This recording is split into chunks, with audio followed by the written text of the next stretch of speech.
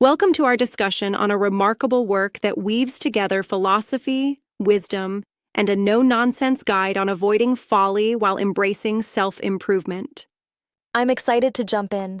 There's so much to unpack from all those chapters and verses, especially the thoughts on not being a fool and the deep dive into cultivating wisdom. Absolutely. The work, it's like this tapestry of guidance, from the very idea that a wise choice is surrounded by wisdom to warnings against laziness and shallow aspirations. Yeah, It's a reminder that our actions and choices must be rooted in true understanding. right. And what struck me was how the book challenges you to not just blindly follow the crowd. It underscores that if you make a plan solely from your own imagination without a dose of reality, you might end up, well, looking foolish. Exactly. The chapter titled "Don't Be a Fool" lays that out pretty plainly. It warns how constructing a plan to manipulate others or even yourself without real wisdom can lead straight to folly. It's like, trying to build a castle in the air. It's like expecting a paper plan to withstand a storm. And it even digs into the dangers of laziness. The verses warn that laziness can be a seed that, left unchecked, grows into a sin, a trap that leads to poverty and misguided choices. True. And there's this interesting point about how associating with those who are foolish only compounds the problem. It's almost as if the book is saying, surround yourself with wisdom, not with those content with mediocrity. Yep. But I wonder, do you think that's too harsh? In our modern society, sometimes a little foolishness can lead to creative breakthroughs. I see your point, but I also think the message isn't about shunning creativity. It's about being cautious.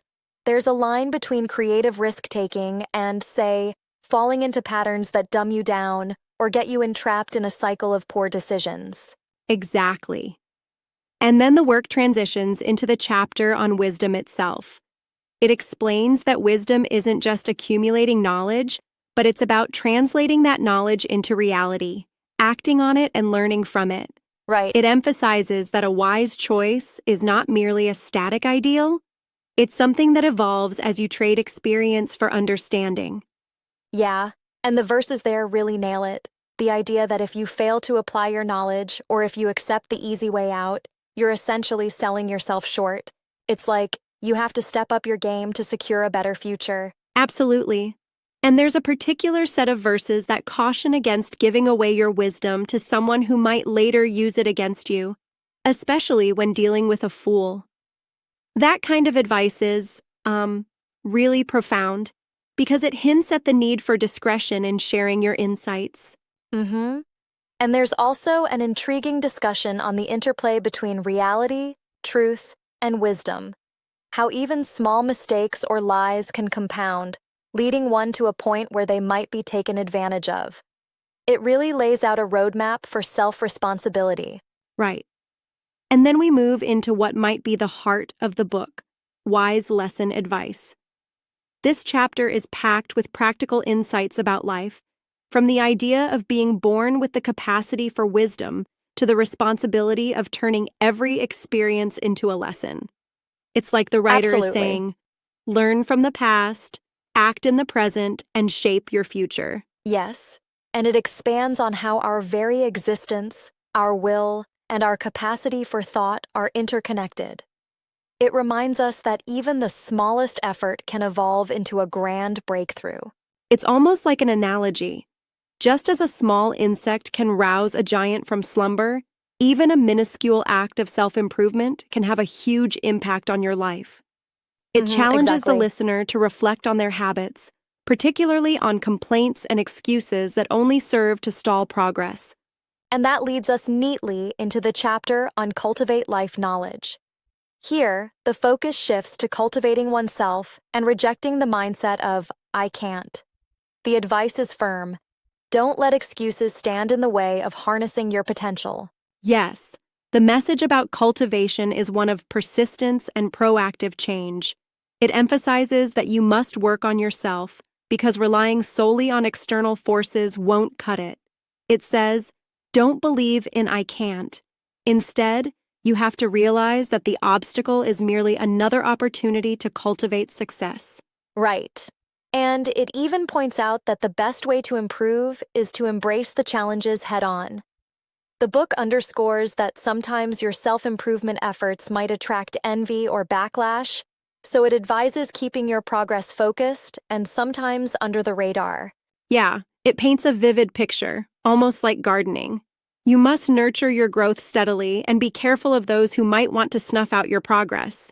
It's, like tending to a delicate plant in a wild, unpredictable environment. Exactly. I really appreciate that analogy. But I do wonder, don't you think tempering self-cultivation with a bit of openness might invite collaboration rather than envy? Or is the book intentionally leaning towards a solitary path of wisdom? That's an interesting challenge. I think the text does imply that while collaboration is fine, one must still maintain a strong sense of independence and personal responsibility. It's not about isolating yourself entirely, but rather ensuring that you're not overly reliant on others for your growth. Right. There's a balance between learning from others and becoming overly dependent on external validation. That makes sense. And speaking of balance, the work also frequently refers to the interplay of truth, effort, and consequence, a recurring motif that stitches all these chapters together. Yes, truth as a foundation is a recurrent pillar. Each verse reinforces that if you stray from truth, whether by embracing laziness, riding on deceit, or simply copying others without understanding, you risk falling deeper into ignorance. Indeed. The recurring refrain, "A wise choice is surrounded by wisdom," kind of encapsulates the overall goal of living with integrity and critical thought. And it's not just abstract philosophy. The text offers concrete cautionary advice. For example, it warns against treating trust like a currency you can casually exchange. It's something earned through repeated, thoughtful deeds. Precisely. That particular point is, very striking because it dismantles the notion of blind trust. It reminds us that trust should be carefully managed, almost like a bank account built up through consistent, honorable interactions. Exactly. It's brilliant how the book ties every element, self-awareness, truth, work ethic, and even handling envy, into a cohesive philosophy. I mean, it challenges us to reflect on everything from our personal habits, like complaining and procrastination, to larger ethical stances. Yeah, and while the work is rich with age-old wisdom, its language is direct and modern in its own way. It doesn't beat around the bush.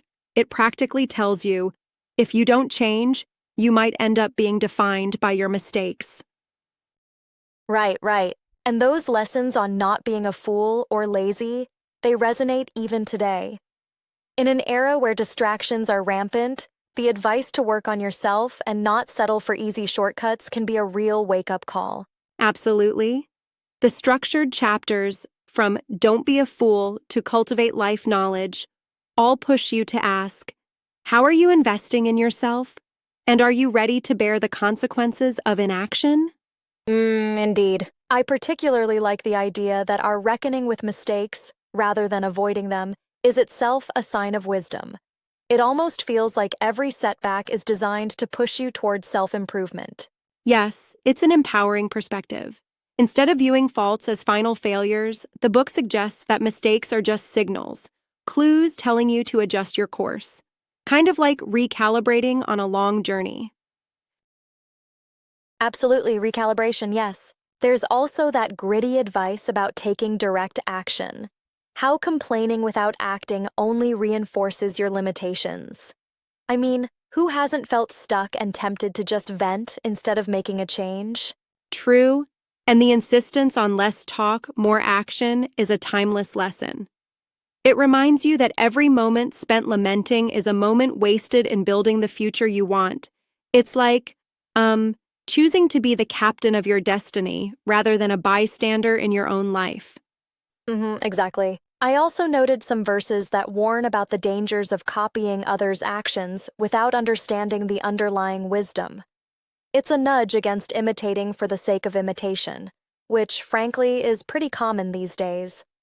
Right. Copying without comprehension effectively robs you of genuine growth. It's this subtle reminder that even if others seem to have success, blindly mimicking them might land you in trouble. Indeed, that's a critical point. Overall, the work is a call to arms for personal accountability paired with wisdom. It takes a holistic approach, blending practical advice, ethical guidelines, and philosophical insights into the nature of human endeavor. Yes, it's a masterclass in understanding that wisdom is not static. It's about continuously refining your choices, staying alert to the traps of laziness and deceit, and working diligently to cultivate a life that's rich in knowledge and truth. Absolutely. And the recurring assertion, "a wise choice is surrounded by wisdom," really anchors the whole message. It's a subtle yet powerful reminder every time you read a verse. Definitely. It drives home the idea that true success isn't about shortcuts. It's the sum of your deliberate, thoughtful actions coupled with integrity. Yeah, integrity is everything. In the end, whether you're grappling with personal challenges or professional dilemmas, these insights provide a roadmap for turning even the smallest spark of awareness into a blazing trail of success. Well said. And it reminds us that while life can be unpredictable, filled with challenges and setbacks, it's our will, our commitment to self-improvement, and our dedication to truth that ultimately pave the way for genuine achievement. Absolutely. I think this conversation really underscores how timeless these lessons are. There's a real beauty in the blend of practical advice with philosophical depth, urging us to never stop growing. Yes, and as we wrap up, it's key to remember that the journey toward wisdom is ongoing. There are no shortcuts to cultivating a well-rounded, purposeful life, only the steady, informed choices we make every day. Right on. Thanks for the engaging dialogue. It's clear that whether we're reading ancient texts or modern advice, the call remains the same: to never settle for less than our best selves. Exactly. And by keeping our focus on truth, effort, and growth, we can steer clear of foolish mistakes and embrace life with a mind driven by wisdom. Thanks for the conversation, and here's to making wise choices every day.